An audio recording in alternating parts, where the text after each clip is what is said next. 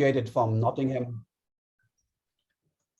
Medical School in 1990 and moving shortly afterwards to Newcastle upon Tyne under the mentorship of Professor Oliver James, completed her PhD and finally ended up as a postdoc in Scott Friedman's lab at Mount Sinai, where she studied different aspects of molecular pathogenesis of cancer. And presently, she's a professor of liver cancer in Newcastle University's Center for Cancer and is a clinical lead for the care of patients with HCC in Northeast England and Cumbria.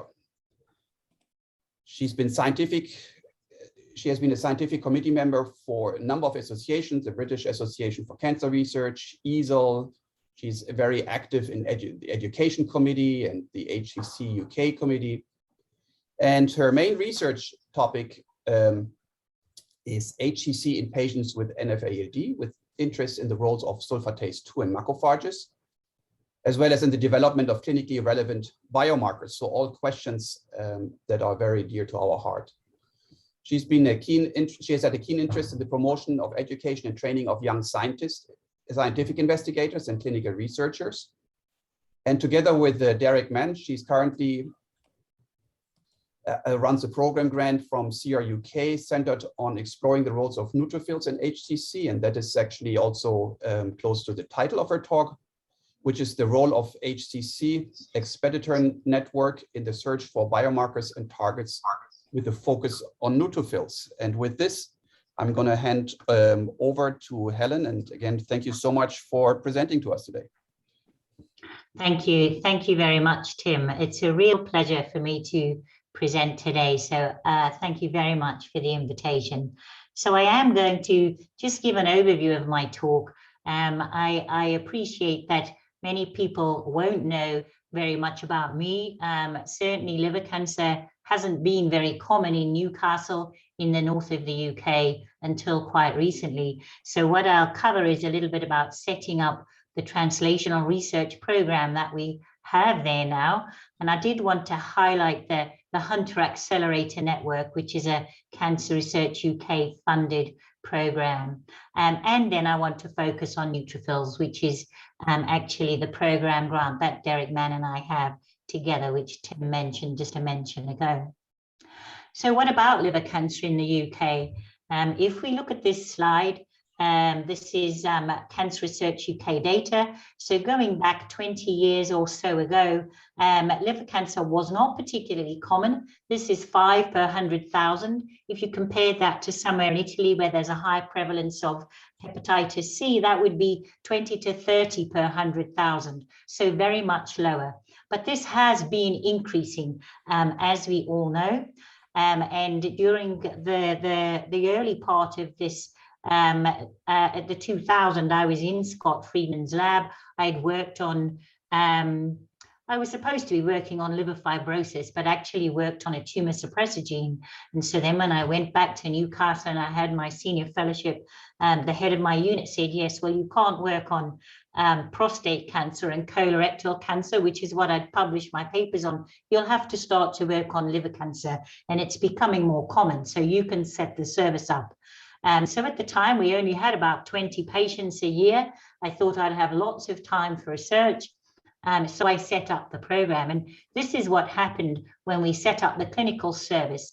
So you can see this really quite dramatic increase in the numbers of patients referred to our multidisciplinary team in Newcastle. Starting in 2000, this goes up to 2016, 2018. So obviously my clinical work became much, much more time consuming than I'd ever imagined.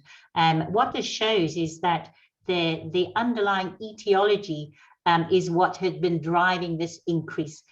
So the viral hepatitis cases, purple here, hepatitis C, orange hepatitis, yellow is hepatitis B, not so common. And the biggest causes being the fatty liver diseases, alcoholic liver disease and non-alcoholic fatty liver disease. And that's what we think is going to drive this predicted continued increase in the incidence and mortality from liver cancer over the next 20 to 30 years. So I've been doing setting up a translational program with a biobank during this time to try and start to do some research. So around about 2010, this is after we'd finished looking at all of this data, I did get some money from a European grant from an FP7 program. And this is what I'd been doing at the time, working with my liver fibrosis colleagues, characterizing the genes that predispose to the development of liver cancer on a background of NAFLD. These are genes people will have heard of, PNPLA3, TM6SF2. The one we think is probably more important, especially in fatty liver disease, is PDCD1, which actually is the gene encoding PD-1. And I think that that's the most important, actually, particularly for the development of cancers in the absence of cirrhosis, because the other genes are driving cirrhosis, and that is the predisposing factor to cancer. And that we published last year. I'd also worked with our drug discovery team, looking for candidate targets, focusing on the DNA damage response. And we developed some liquid biopsy tools. The European money that we had was to fund the development of an animal model of NAFLD. And there's been quite a few of those published over the years. And I might come back to that. On the clinical side, our patients, we took part in the SHARP trial looking at sorafenib, the TASTE-2 study. This was a trial looking at the combination of TACE with sorafenib. That was a bit disappointing. Academic collaborations were with Newcastle colleagues, people in the NAFLD field, but also more so in the cancer field. After we published that cohort data showing this dramatic increase in patients with liver cancer in the northeast of England with NAFLD, Philip Johnson had got in touch with me. That was a cohort that contributed to his very famous paper now on the ALBI score. His colleague Stephen Chan I'd worked with subsequently, and I got to know people in Europe, and I was on the EASL governing board. So things were moving for me and for Newcastle, but Newcastle is actually a Cancer Research UK funded centre. And so the people that run our centre had decided that it was about time they invested in liver cancer research, and that I needed to get a programme grant. And in order to get a program grant, when you go in front of the scientific committees, as you will all know, you need to publish in high impact factor journals, in Nature, in Science. Otherwise, the scientific committee is not going to take you very seriously. And so I needed to try and align myself a little bit better with scientists. And in Newcastle, there weren't many scientists working on liver cancer. But we did succeed in getting a program grant, and that was with Derek Mann and Owen Sampson. Owen is from the Beatson Cancer Research UK Institute in Glasgow, and Derek is my colleague in Newcastle. And I will come back to that for the main part of the talk in a minute. But that also led, with the European connections that I had, to the award of this Hunter accelerator to Newcastle. And so this is the Hepatocellular Carcinoma Expediter Network. And Cancer Research UK, partly on the back of Brexit and the threat of it impacting research in the UK for cancer researchers who relied on so much of their money to come from the European Union, they wanted to help to forge connections with European partners. And so this is a team of 7 centres in the UK that are listed here, with Josep Maria Lovet from Spain, and then 3 Italian immunologists also working on the liver. And so this is really hopefully the accelerant for more cohesive research on liver cancer in England, but also with other partners. And I think this is a little bit like this Moonshot Award I've heard that you guys have. So maybe we can overlap and work together. In order to get the money from Cancer Research UK, we needed to have a scientific proposal. They weren't just going to give us the money for creating a network. And we said we would define the HCC immune microenvironment, because that would accelerate the delivery of effective therapies for our patients. And obviously, that's what many people are working on at the moment. And this is an H&E slide just showing you can see the fat here in hepatocytes. It's a cirrhotic liver, so there's big bands of fibrosis. Here's the cancer looking quite abnormal. And whenever you look at these parenchymal cells, if you look just on the H&E section, you're going to see all these other little dots, which are the immune cells infiltrating the liver in patients with liver disease and the tumors in patients with tumors. And whatever's the immune cell really that you're particularly passionate about, if you come up with a stain for it, you'll find these cells. So these are macrophages in the non-tumor and the tumor liver, and these are T cells, again, around a tumor nodule, both in the tumor and out with the tumor. And so the whole idea of this accelerator is that you should be able to convince Cancer Research UK as your funder that your cancer is one of unmet need, and that if you create a network, you will be able to address problems which a single center can't do on their own. And so we knew that we needed the tissues to be able to really characterize what was going on in the tumors of these patients, to get fresh tissues, biopsy tissues. The patients that you were seeing in any one center was not so many. So we were going to have clinical people recruiting patients to trials to get enough patients to study.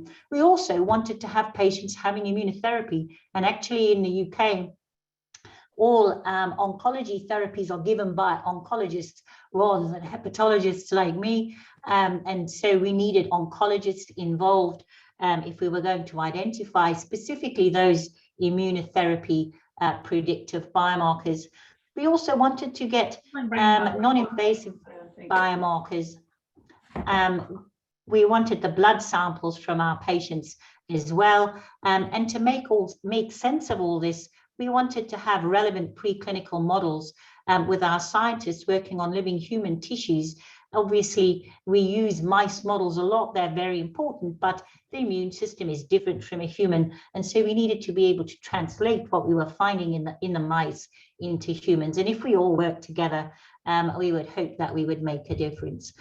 We have had quite a lot of success with this. We're now into, we've just finished our 3rd year, actually. So between us all, we have got a significant number of project grants or program grants. I think we're up to 4 now.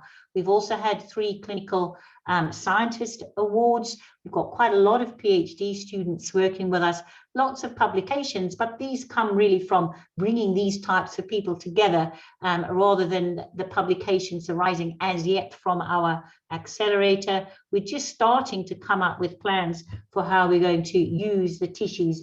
We've been impacted by COVID, as have everybody, but despite that, we have recruited about 350 patients now in the UK with their data and their samples, with our target being 1,500. So now I just want to go back to talking about neutrophils, because that was the major part or the scientific focus for this talk. And I'll start with the NLR, or the neutrophil to leukocyte ratio, or lymphocyte ratio. So this has been studied in cancer for many years. If you search on NCBI, you'll find over 5,000 papers, people looking at lymphopenia, neutrophilia in cancers, some of them also looking at platelets. And actually, there's over 500 papers if you just look at hepatocellular cancer.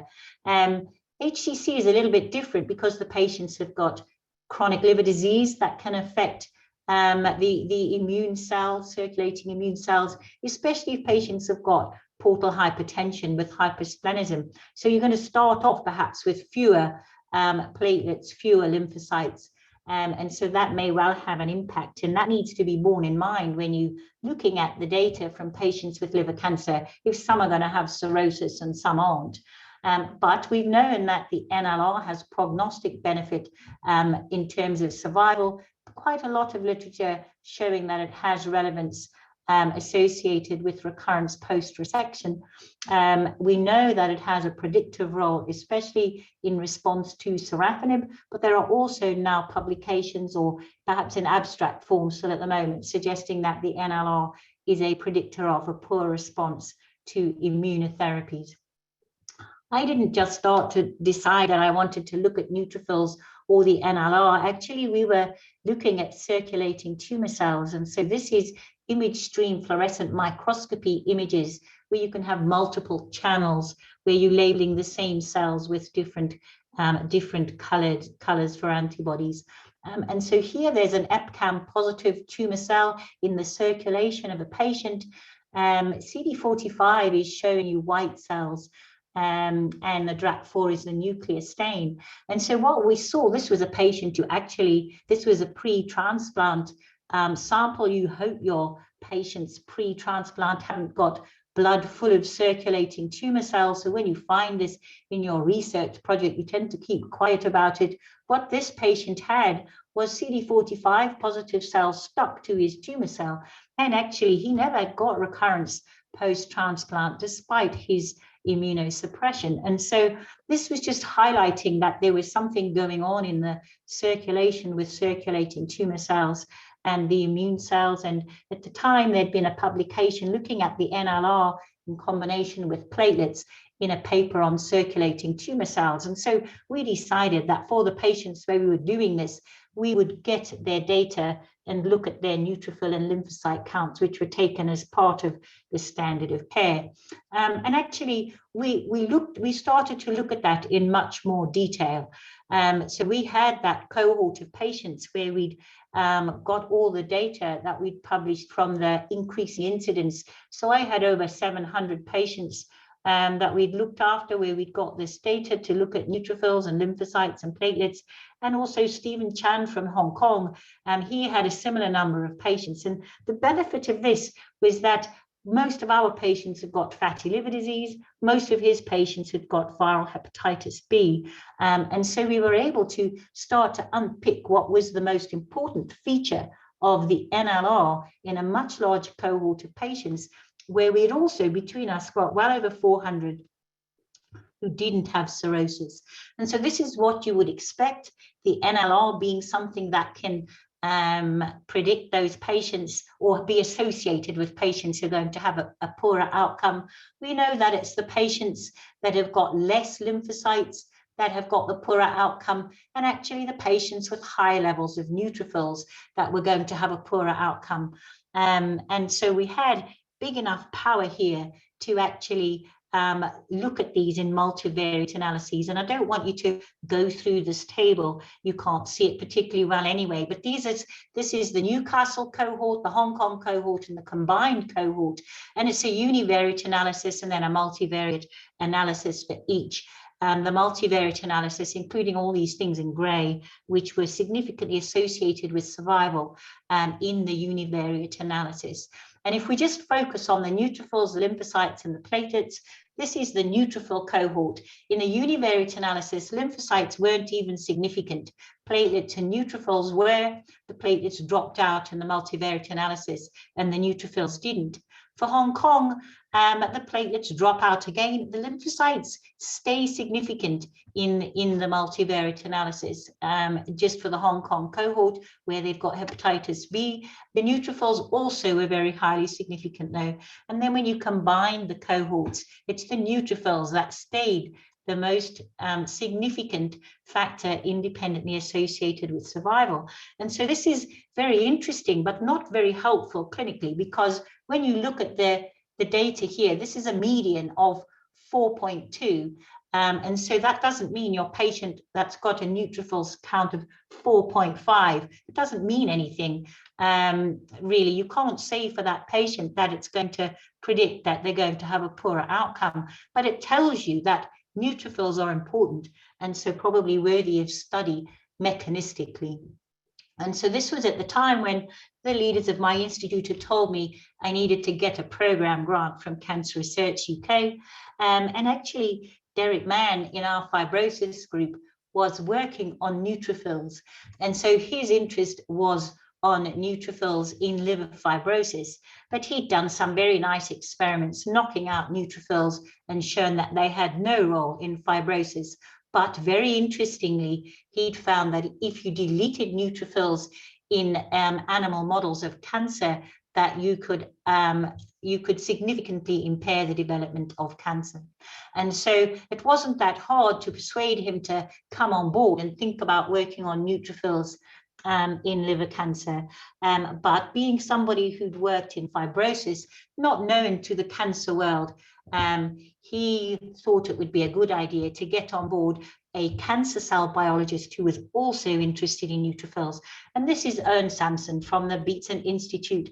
And he deleted tumor suppressor genes, and he'd found that these could induce neutrophil chemokines, and that neutrophil depletion was blunting tumor cell growth. And he was also particularly interested in this chemokine receptor CXCR2.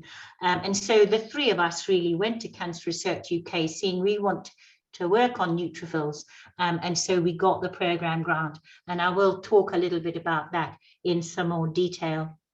But I just wanted to go back to some of the work that I'd been doing, funded by the European Union FP7 grant. And this is our model of NASH HCC, we called it DINA. And so this is the development of NASH and hepatocellular cancers in an animal model of NASH. This is our pathologist, Dina Tiniakos. So she really liked the name, even though it's spelled just a bit different. And this is Quentin Anstey, who had worked on this model with us from the beginning. So I'm just having a problem forwarding my slide. There we go. Okay, so the first thing was, if we put the mice, we actually chose C3HE mice for this study. They develop obesity with age. And we found that on the American lifestyle diet, which is what we used, the mice got fatter, which is what you would expect. We also showed that the mice on the diet developed impaired glucose tolerance, particularly the fasting level of glucose, suggesting that they had insulin resistance. The livers looked fatty, the mice had tumors, and we found that the mice on the American lifestyle diet got far more tumors and that they developed them at an earlier stage. But the point of doing this, rather than some genetically modified model, was so that we could actually study the natural progression of what was going on in the non-tumor liver of these mice, because we wanted to identify those features associated with NASH that were associated with the development of cancers, particularly knowing that these are patients that can get cancers without having cirrhosis. And so here we've got the mouse livers with ballooning degeneration, Mallory-Denk bodies. This is lobular inflammation, and they developed some fibrosis, but the fibrosis wasn't a very prominent feature. And then they developed cancers that we showed histopathologically, and also looking at RNA-seq data that were quite similar to human cancers. But this was the feature in the histopathological study that was associated with the development of cancers. And this is a lipogranuloma. So this is free fat in the liver, and this is the macrophages that have moved in to form this chronic inflammatory complex. And it was the presence of these very much associated with the development of cancers in the mice. And actually, we looked also in human tissues in patients who'd got cancers arising on the background of NAFLD, and we found that you'd got macrophages in there, and we'd spent a bit of time phenotyping the macrophages, showing in particular that it was this CD44 phenotype of macrophages that wasn't very highly prevalent at all in the absence of cancers. That was the one that changed the most dramatically in the presence of cancer. And this was something we came upon from having done RNA-seq on the mouse tumors, finding CD44 was a very highly expressed gene. And so this was the model, but obviously we got funding to look at neutrophils. So I had to leave my macrophage story, but I was very pleased when we did some immunohistochemistry on these mice. So these are the lipogranulomas in the mouse liver. Ly6G is detecting neutrophils. So there the neutrophils are presumably in close contact with the macrophages surrounding the fat in these livers. And if you look, this is human liver with fat and lipogranulomas, and CD66B is staining neutrophils in humans. So I was quite pleased that it was relevant anyway, this model, to the study of neutrophils. And we'd also found on our RNA-seq data in the mice, but also actually doing some nanostring studies on formalin-fixed tissues in humans that had got steatohepatitic HCCs, that lipocalin-2 was commonly expressed. And this is a neutrophil, a gelatinase lipocalin that we think is quite important in upregulating CXCR2 expression in neutrophils. So we thought that this was relevant for what we wanted to do. Now, at this point, I'm just going to tell you what we did with the human side of our study that we got from Cancer Research UK, because they'd funded the sort of lab-based studies, which Derek was leading with Owen Sanson, but also recruitment of patients in their tissues to study neutrophils. And this is work that's going to be presented actually in the ILC in June 2022 in London. And we wanted to explore the human phenotype of circulating neutrophils. So we'd shown that the rising numbers of neutrophils went up. What I didn't point out to you in those studies before in the big cohorts was that they go up with stage 3 and 4 cancers. You don't see the increase in the circulation with earlier stage cancers, but is it all to do with numbers, or is there something different about the neutrophils? So we were going to look at their phenotype, their function. We wanted to see if this was associated with tissue's distribution of the neutrophils, and if there was any association with the cytokines that you might see. So by the time we've done these studies, we'd recruited 275 subjects. Quite a lot of them had got HCC. We only recruited patients that had got preserved liver function. We worked out very quickly that there was no point recruiting patients to try and study cancer if their liver function was impaired, because their neutrophils were doing all kinds of things. But we got controls, healthy controls, and people with chronic liver disease and no cancer. Quite a lot of them had biopsies, so we'd got the tissue available, and we'd done neutrophil immunohistochemistry. We'd done a cytokine panel, but characterizing the neutrophils after facts. We'd done cytospins to look at their neutrophil maturity. For the functional aspects, we looked at reactive oxygen species generation, and we'd also studied the proteome. So here we've got some immunohistochemistry looking at CD66B.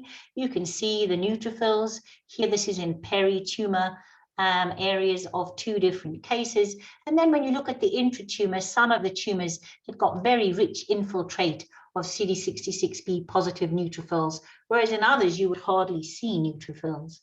And we went on to look at this in more detail. And what we found actually that those that had got the rich infiltrating neutrophils were the early stage cancers, the smaller cancers. And as the cancers advanced, the numbers of neutrophils in their tumors was very much depleted. And if we looked at those peri-tumor neutrophils, so this was in the tumor tissue that was part of the same biopsy, it was the opposite way around. So more peri-tumor neutrophils were associated with more advanced stage vascular invasion and extrahepatic disease. And actually, it was probably the peri-tumor neutrophils that were correlating with the increase in circulating neutrophils that we see in the patients with advanced disease, not the intratumor neutrophils. So obviously there's a difference here between what's going on in the non-tumor and the tumor tissue. We wanted to see if the higher intratumor neutrophils had any relationship to outcome in the patients. And so in this, it's relatively small numbers, but we looked at response to therapy. And it's worth pointing out here that these are not patients having immunotherapy. We didn't have any immunotherapies for these patients at the time. So they were having local regional therapy or sorafenib. And what we found was that if you had higher intratumor neutrophils, you were much more likely to have a complete response to local regional therapies. This is data at 6 months. So some patients switching over into a complete response at 6 months, maybe having had 2 chemoembolizations, and they actually sustained at a year even, although at that stage, some patients are obviously getting recurrence. And if we looked at the ratio of the peri-tumor neutrophils to the intratumor neutrophils, it was the other way around, with these accumulating neutrophils outside the tumor associated with poorer responses. Now, obviously, when we look at this, I've told you already that the patients with the smaller tumors have got more intratumor neutrophils. The smaller tumors are going to respond better to TACE. They're going to respond better to ablation. And so there's not enough numbers here to be able to look at independent associations, but we did look at survival. And this is very, very clear that higher intratumor neutrophils were associated with better survival in these patients. And so this is maintained in a multivariate analysis, taking into account all of those other factors. So we do believe that higher intratumor neutrophils are good in terms of patient outcome. What about the phenotype of these neutrophils? And so the first thing we looked at was the nuclear phenotype. And this is work led by Caroline Wilson and João Mauricio. Unfortunately, it's not published, and that's because both of them were seconded to the COVID response. Caroline Wilson leading the Northern Lab for COVID testing, and João Mauricio also going to work with her. But hopefully we're going to change that now. But this is what neutrophils look like on a cytospin. You've got lots of neutrophils here. You'll have banded neutrophils, which are the immature ones, mature neutrophils, which have got these typical multi-lobed appearance. And then you'll have the hypersegmented neutrophils, like this one here, which we're thinking are ones that are the more mature ones. And so we wanted to look at the different types of nuclear phenotypes. And here we're looking at patients who are healthy volunteers. We're looking at cirrhotic controls without cancer, and then we're looking at two groups of patients with cancer, some of whom have cirrhosis and some of whom don't. And the first thing to point out here is this quite dramatic difference between healthy volunteers and patients with cirrhosis. The commonest type of neutrophil that you see is this type, which is the mature banded neutrophil. And this falls, whatever the disease state. And in the presence of cirrhosis, there are fewer circulating banded immature neutrophils. And what the compensation is made up by is the hypersegmented mature neutrophils. So I think this is probably the most striking finding. In the patients that develop cancer, again, your numbers of mature neutrophils are less. So we can't forget that because it's probably quite important. But in the cancer patients, there's this rebound so that the immature banded neutrophils are back, whether or not you've got cirrhosis in your patient. And we went further to look at this associated with stage. You know, was this something that was happening with the advanced stage when you saw the increase in circulating neutrophil number with the stage 3 and 4 cancers? And the answer was no. This happened here. These are the banded immature neutrophils. It happened immediately. You get the cancer, even with stage 1. And we haven't really got enough numbers of patients with the later stages to really interpret this. It might go up a little bit more, but I think that what we can conclude from this is that it's an early response to the cancers. So what about the function? And here we're looking at the production of ROS. So ROS is what the neutrophil makes as part of its phagocytic burst. And the traditional way of stimulating ROS production from neutrophils is to add FMLP. And so this binds the FMLF receptor. So you need the receptor to actually initiate this response. And when we looked at these control patients with cirrhosis, the patients with cancer, there's a suggestion here that there's some change, but this is the baseline level of ROS before we've stimulated them, but it's not significant. And when we stimulated them with FMLP, again, maybe a suggestion here that there was a fall in the patients with cirrhosis, perhaps less ROS production, but not significant. But we went on to look at this in terms of stage. And so what we see here is with the early stage cancers, TNM1 and 2, we've got rid of liver function here. So it's not so important to look at the BCLC stage. All of these patients have got Child-Pugh grade A cirrhosis. What you see with the advanced cancers is that this falls. The ROS production after stimulation with FMLP falls. And so, you know, we weren't sure what was the cause of this.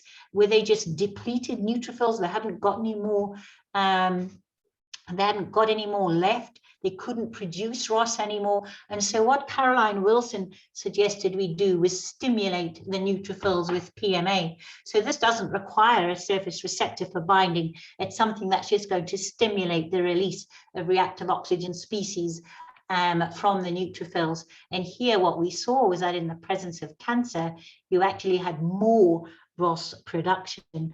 And with these are much smaller numbers here, but again, you can see that this is an early event in patients with cancers.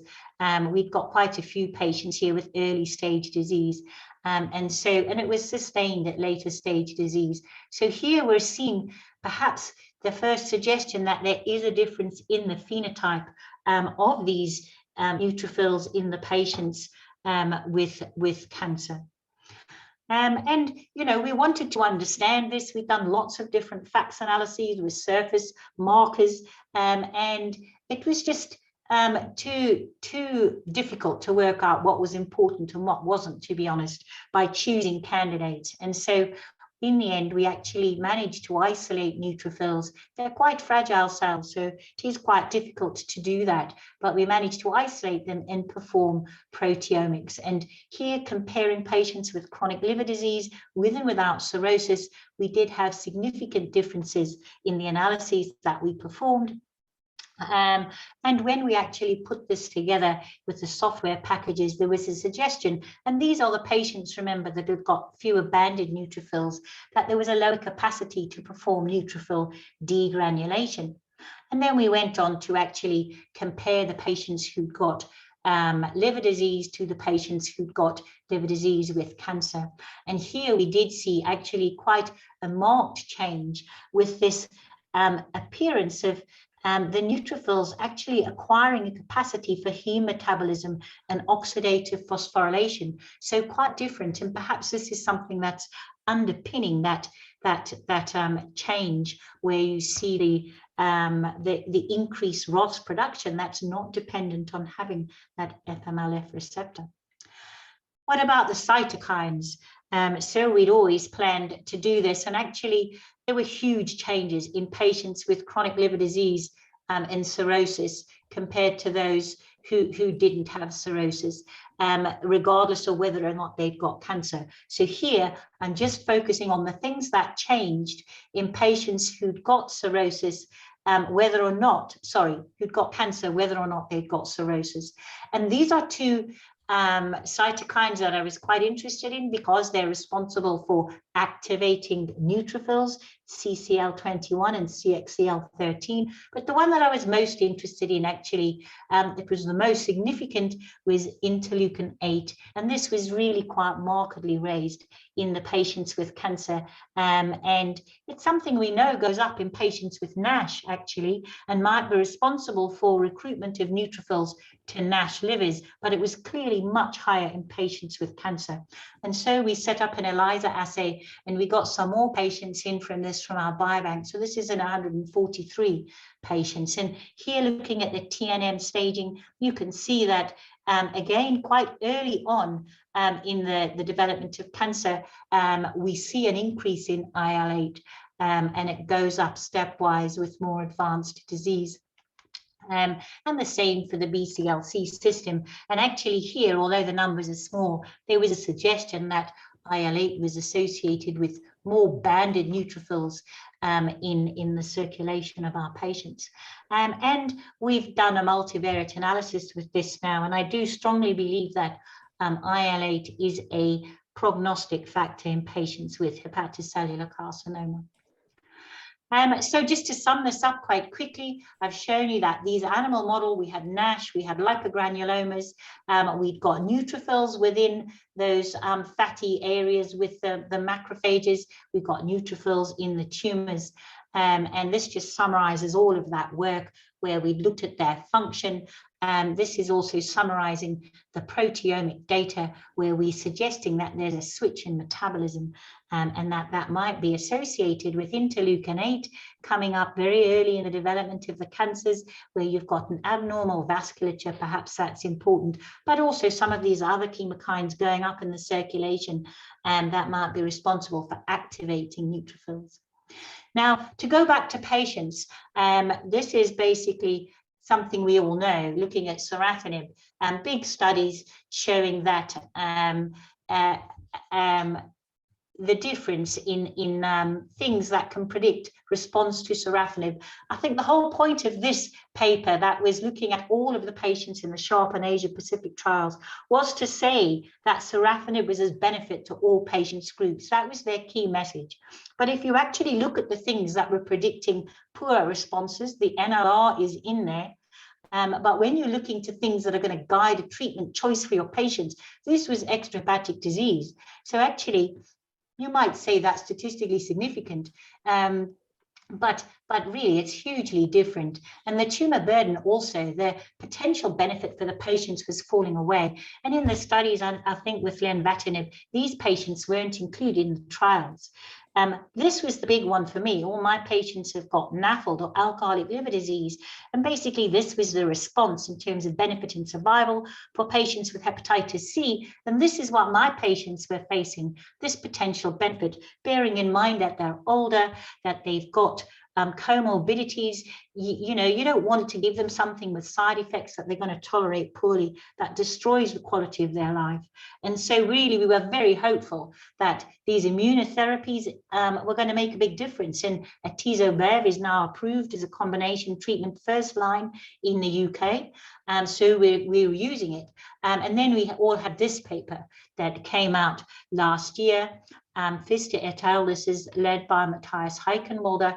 And he was suggesting that actually in patients with NASH, the immune environment is different, that you have this progressive accumulation of unconventionally activated CD8, PD-1 positive T cells, and that if you target these livers, that this background leads to doesn't lead to tumor regression, basically, and that if you gave this treatment in advance of patients, of the animals getting cancers, you actually increased the severity of the cancer.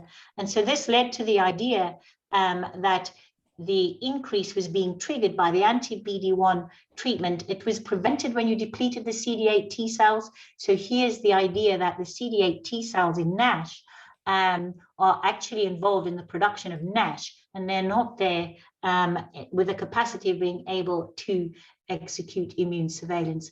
They did look also in humans. They found a similar phenotype of these cells in humans with NAFLD, and looked at some of the studies that had been done looking at checkpoint inhibitors. And although these are not studies that were powered ever to really address differences in etiologies, and the reports have suggested that actually patients with NASH do respond. Certainly my patients, some of them with NASH do respond, but it leads to this collective idea that patients with NASH HCC may be less responsive to immunotherapy, and that it might be because of aberrant T cell activation. So this is a bit depressing, really, but back in Newcastle, throughout the pandemic, here's Derek Mann, Jack Leslie, his postdoc, Owen Sampson, and his team in Glasgow. They'd been carrying on working on their preclinical models. These are the mouse models. I'm sorry that I've not got enough time to talk about this in very much detail, but there's been a lot of literature now talking about the role of tumor-activated neutrophils in cancers. These are some reviews suggesting that they may also influence response to checkpoint blockade. Here's a review from our group. We know that neutrophils express a variety of cytokines and chemokines. We know that CXCR2 was always going to be something we were interested in because Sampson had got a long-standing interest in this chemokine receptor, and we know that it's expressed in the neutrophils of patients with HCC and in the mice. And AstraZeneca have made a small molecule inhibitor of CXCR2 that's been approved for use in humans. So this is what they did. They hypothesized that targeting neutrophils with the CXCR2 inhibitor could sensitize NASH HCC to ICI therapy. They used the Alios model, which shown that if you gave the animals DEN, you could accelerate the development of cancers, especially if you were using the C57 black mice, which get fewer cancers than the ones that we used, the C3H. But they also developed an orthotopic model of NASH HCC, injecting HEP53 cells into the left lobe of these livers, and then they treated the mice with the CXCR2 inhibitor and anti-PD-1 treatment. The first thing to point out here, I haven't shown the data, but in the control animals treated with PD-1, their tumors did respond. The red bar here is showing, as Matthias showed in his studies, that if you have a fatty liver, the mice didn't respond to the PD-1. But if you added in the CXCR2 inhibitor, you could change this, particularly for the combination, and that the mice had longer survival. This is the orthotopic model, again showing similar data. Here you didn't really have much of an impact with the CXCR2 inhibitor on its own, but the combination definitely showing a benefit. And so what was going on? And actually, they have shown that the CXCR2 inhibitor does reduce recruitment of neutrophils to the non-tumor liver. But actually in the tumor, surprisingly, the reverse was true. You've got these clusters of neutrophils positive in the tumors of the mice.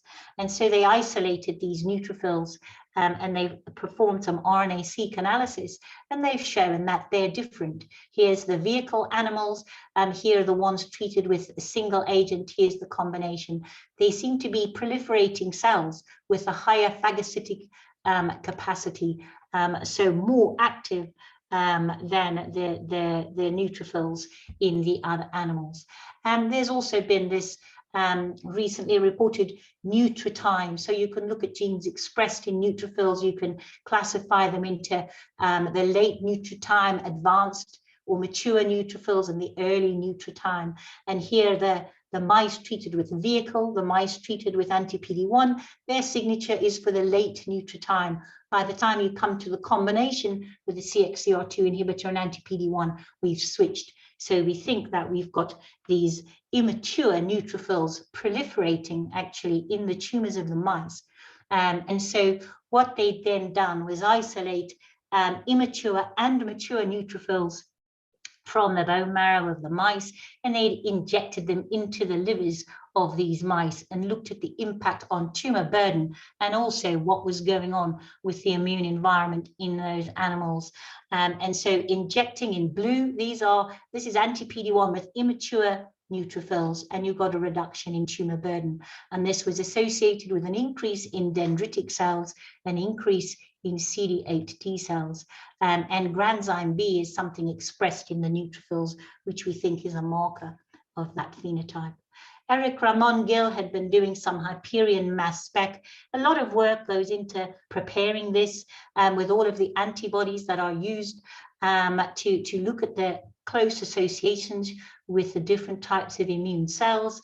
And having performed all this, this is the methods described using something called Histocat to look at the nearest neighbors of these cells and create these plots. So down here at the bottom, here's all the things that have been optimized for including on this panel, Ki67 to look at proliferation, MPA for neutrophils, macrophage marker, B cells, dendritic cells, stromal cells, and T cells. And then when you put this together, here we've got this little cluster of cells here that is MPO positive in blue, and they're proliferating. So these are proliferating neutrophils in the livers of the mice that were treated with the combination. And then when you look at these other markers, you can see that in close contact, you've got the dendritic cells and CD8 T cells. And they'd also looked at granzyme B. So this is their poster presented recently at the Liver Cancer Summit. And this is just a part of the paper that has been resubmitted for publication. So that data would be available soon. So in summary, I've shown human data to complement the mouse data. I think lipogranulomas are important. I think neutrophils are there in the lighter granulomas. I think interleukin-8 is also quite important, actually. And this isn't a new idea. This is a paper from Nature Medicine in 2020 from another group who suggested that interleukin-8 can predict response to immunotherapy.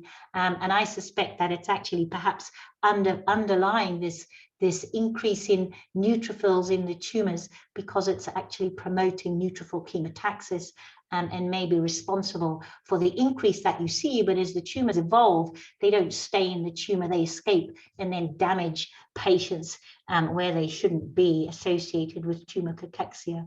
We've shown in the animal model that there's this change in the phenotype, and I'm very pleased that our collaboration with Glasgow has actually also led to a clinical trial. We've been trying to start this trial now since 2021, and COVID has stopped that.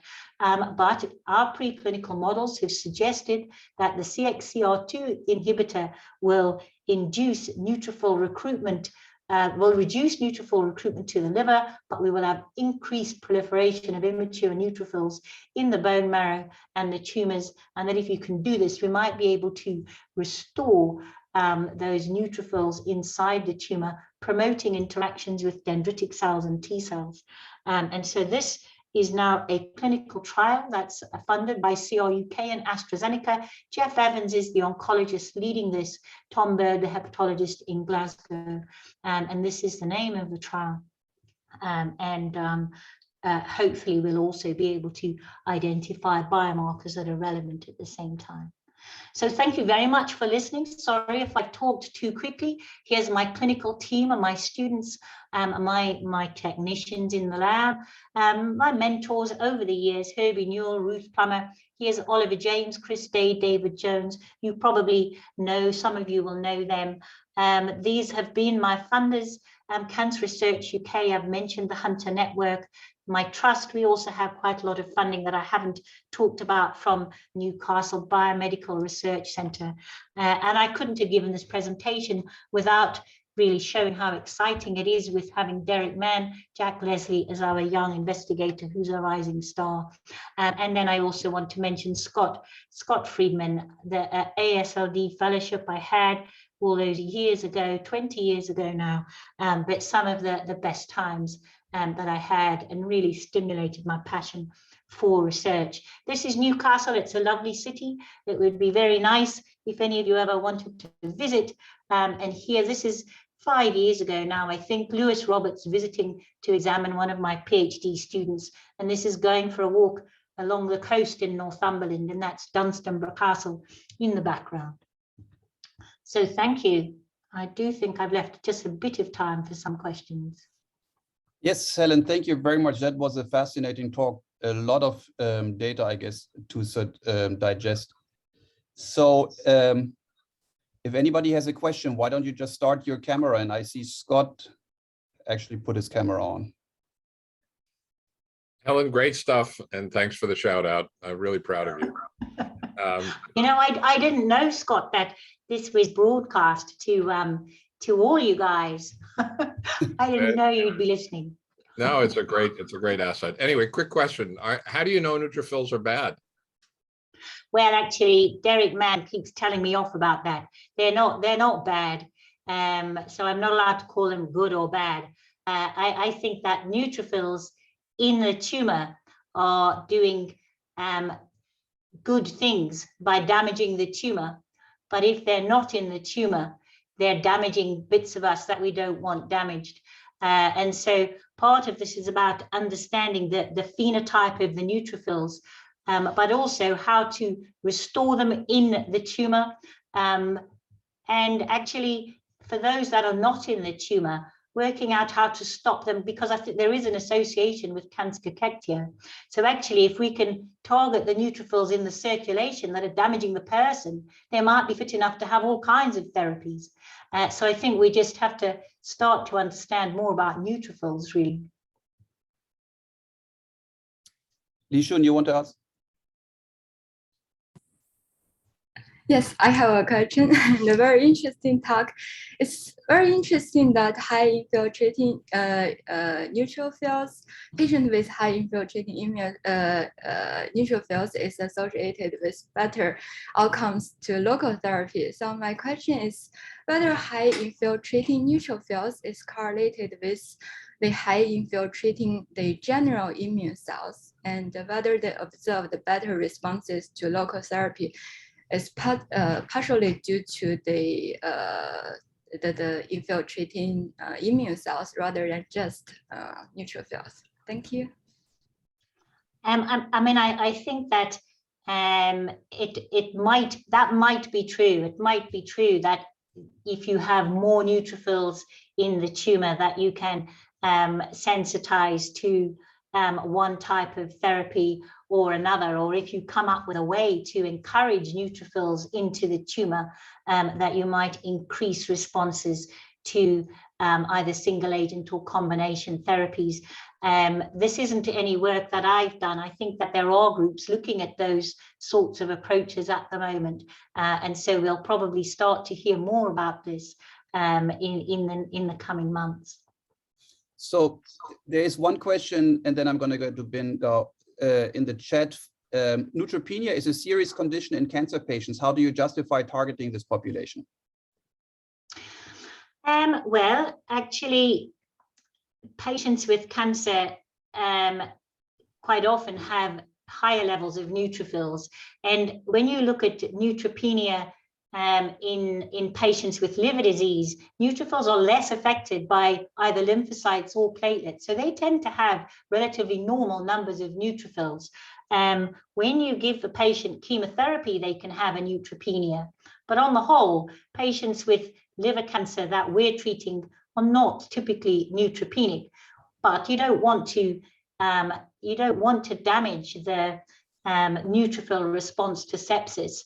I completely agree with that, but that's why understanding more about the phenotype of the neutrophil that's doing the different things is important, so that you can actually target something more specifically. But if what the animal model suggested was that you can actually increase neutrophils in the tumor, that they proliferated in the tumor. And there you've got the banded neutrophils, or the immature ones, that are doing the damage to the tumor. So I think it's understanding really the different stimuli to neutrophil proliferation and the phenotypes to know how to do it safely. But the studies which have used the CXCR2 inhibitor, because they have been used in patients with prostate cancer and other cancers, they haven't shown a particularly detrimental impact in those patients so far in human studies, but admittedly, they're not patients with cirrhosis, so we'll have to wait and see. All right, so we have 2 more minutes and 2 more questions. So Bin Gao has 1 question. You muted. Sorry. I have a question about the neutrophil half-life. Neutrophil usually is very short-lived. Do you see whether neutrophil in the tumor region live longer? And we have a published study on the hepatic stellar cells to support neutrophil survival. If you culture neutrophil and the stellar cells, neutrophil survive much longer.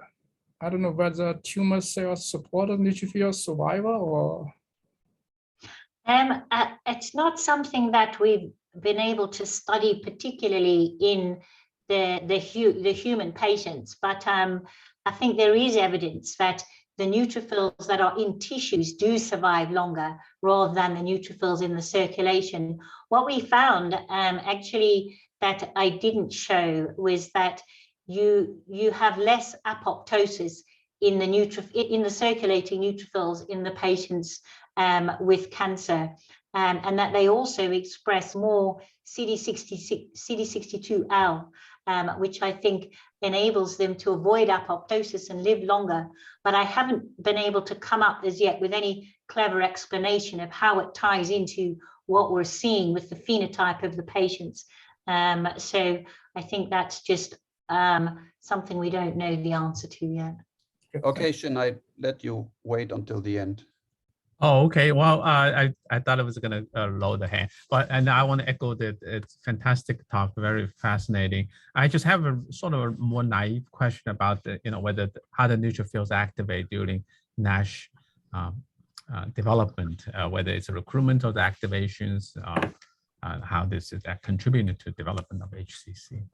I didn't get the, I guess you have so many things going on. I didn't quite understand it in terms of mechanism of the neutrophil activation. Well, I don't know the mechanism of how that occurs.